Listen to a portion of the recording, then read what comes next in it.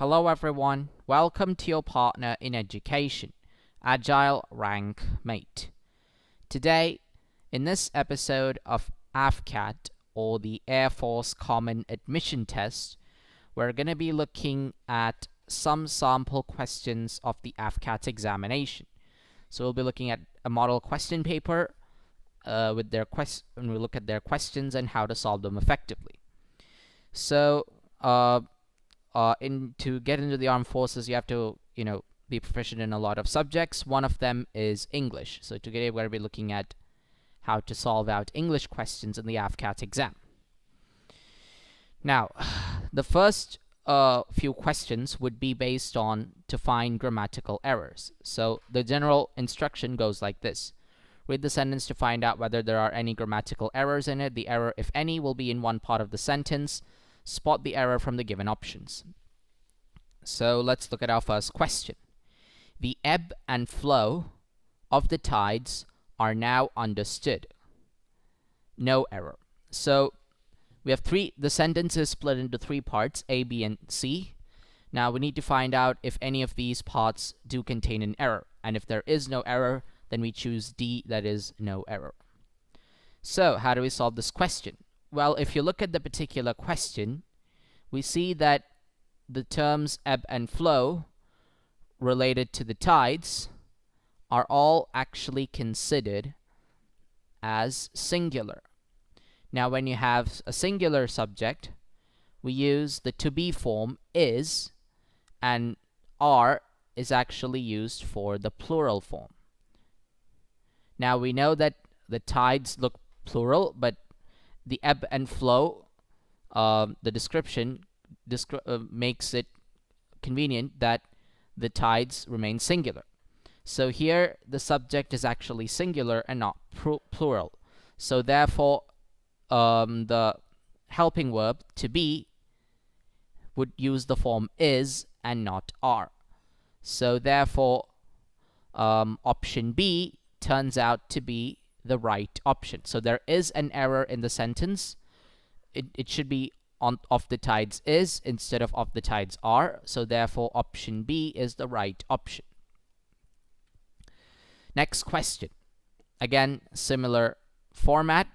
Since his arrival at his native town, he is trying to the best of his ability to spread education among the masses.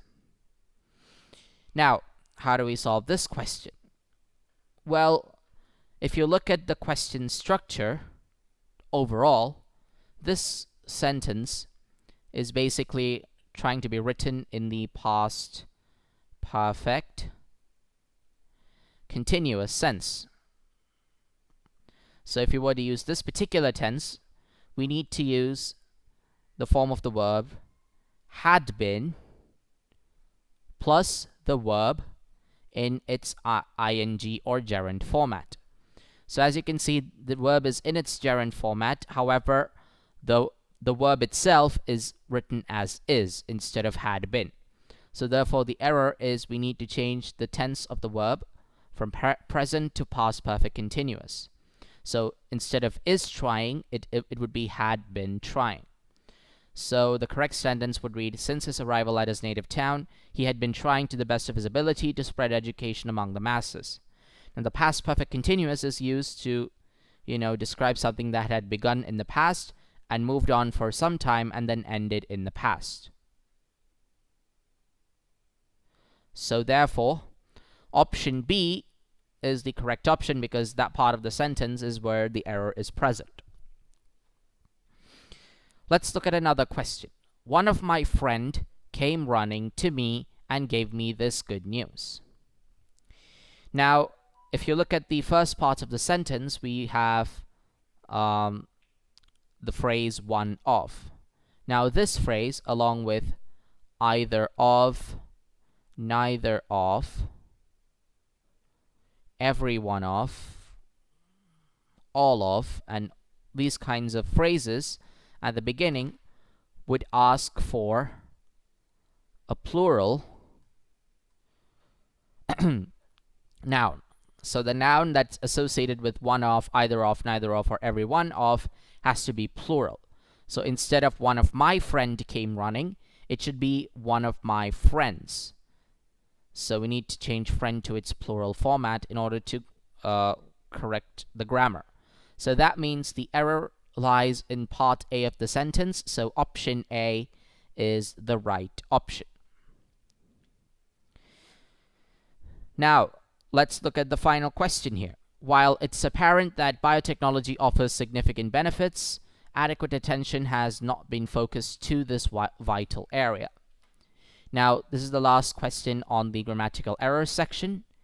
Now, in this particular question, if you look at part D, we have the verb focused used along with the preposition to. This is incorrect.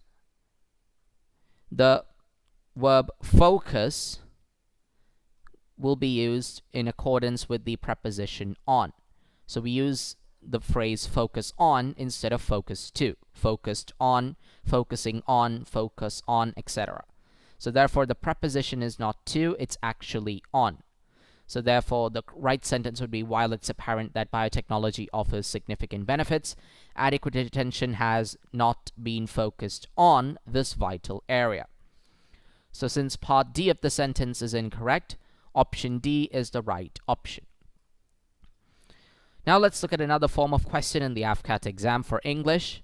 This is where we fill in the blank with the most appropriate word. Now, our first statement says, Fortune continued to smile blank me. We have at, on, with, and upon as the options. Now, we smile when we are confronted with people, and it's directed towards the people, so therefore the correct preposition for smile is on. On is actually used when you want to focus on something. However, for actions such as smile, we use the preposition at. So that means option A, at, is the right option. The sentence in its correct form reads, Fortune continued to smile at me. Next question. The teacher gave many examples to blank the idea contained in the poem. Bring about, bring in, bring forth, bring out. Now, when we give many examples, the idea is to make clear the meaning and the idea contained in something. This is when we give examples. So among the four options, we need to make sure which of these implies making clear. If we use the option A, bring about actually means that something is about to take place. That means if you say that you've brought about change, that means you made change take place. In option B, you have bring in. That means you include something. So if you bring in a generator to the factory, that means you include it as a part of the factory. Now, if you look at option C, you have bring forth. Now, bring forth is actually something that means to give birth to. So the meaning of bring forth is to give birth to. So if you invented an idea, then you brought forth the idea to do something. So options A, B, C are incorrect. The right answer is option D, bring out. The phrase bring out actually means to make clear. So in order to clarify something, to bring it to the limelight, we use the phrase bring out.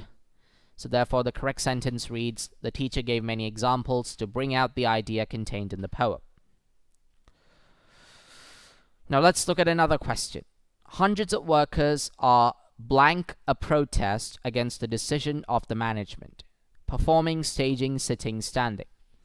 Now performing refers to art forms, whereas a protest isn't an art form. It's a measure of the discontent of the people.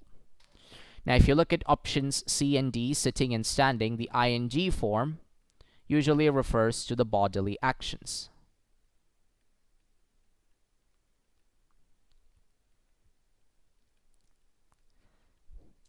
sitting would also imply something that's been laying there for the long time, and standing also means something that exists. So therefore, options C and D do not actually, uh, you know, are not actually appropriate with a protest. So therefore, the right answer is option B, staging a protest. Now, a protest has to be organized, it has to be supported by people, and then it has to be carried out. So therefore, staging turns out to be the most appropriate word here. So therefore, option B, staging, is the right answer. The right sentence goes, hundreds of workers are staging a protest against the decision of the management. Now, let's look at the final question for most appropriate word section. The USA has become a blank of many nationalities, allowing companies to make use of global talent. Is it melting point, melting pot, pot boiler, point guard? Now, let's look at the meanings of the four phrases, shall we? Melting point actually means the point of temperature at which where a solid turns into a liquid. So therefore, option A is not correct. Option D, point guard, is a term used in basketball to deal with the person who is at the edge of the court and who creates the most assists and scores. So therefore, this is what's called a point guard. So therefore, a point guard is also synonymous with opportunity. However, it's not synonymous with a mixture.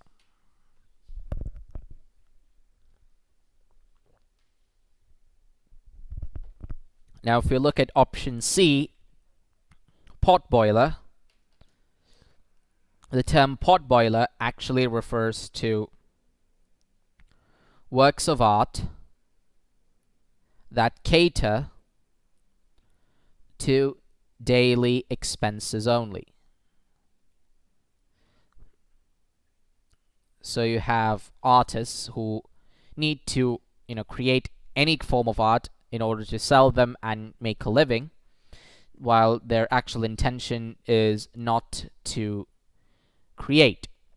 Their intention is to make money. So the art forms created as such are called pot boilers. So therefore, options C, D, and A are incorrect. The right answer is option B, melting pot. The term melting pot is also used to refer to a mixture. So since the US is a mixture of many nationalities, so therefore we use the term melting pot for countries. So therefore, the right statement goes like this. USA has become a melting pot of many nationalities, allowing companies to make use of global talent. Now, let's look at questions where we need to, find the synonyms and antonyms of a word. So for this question, we need to find out the best alternative word that expresses the meaning of the given word. So the first word that we have is abjure. So the word abjure refers to renouncing something. So the term patronize actually means supporting, sanction means supporting, approve also means supporting. So these are all antonyms. The right option is option B, disown. So disown also means renouncing someone's, rights and functions. So therefore, abjure and disown are the closest words related to each other. So disown is the closest word that's related to the word abjure. The others are near antonyms. Now, let's look at another one of those questions. Here again, we need to choose the word that's close in meaning to the word excessive. Now, excessive means too much of something. So that means if you look at the options, you see that option A, B, and C would not work here. Sluggish actually means slow, moderate means not much of, and rubbish means waste or useless. So therefore, these three words are not, equal to excessive. They're not expressing the meaning of excessive. However, option D, extreme, actually is the closest in meaning to excessive. both of them mean too much of something. Now let's look at questions which ask us to find the words opposite in meaning. So our first word is despicable. Now the word despicable means something that is nasty or dishonorable. So the opposite of these connotations is something that is honorable, someone that's good, etc. So the word here that handles that particular meaning is option C, respectable. So option C is the only possibility here. Outbreak and breakout are incorrect because they refer to an explosion in something that leads to a whole lot number, and escape means breaking out of somewhere. So option B, D, and A are incorrect.